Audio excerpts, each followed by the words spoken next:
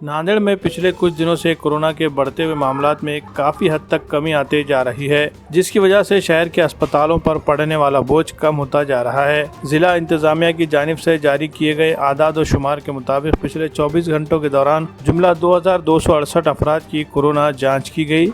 इनमें 422 अफराद की कोरोना जांच रिपोर्ट मुस्बित आई है, जबकि 1811 अफराद की रिपोर्ट मनफी आई है। इसमें RT-PCR के जरिए की गई जांच के तहत 312 और रैपिड एंटीजन टेस्टिंग के तहत 110 अफराद की जांच रिपोर्ट मुस्बित आई है।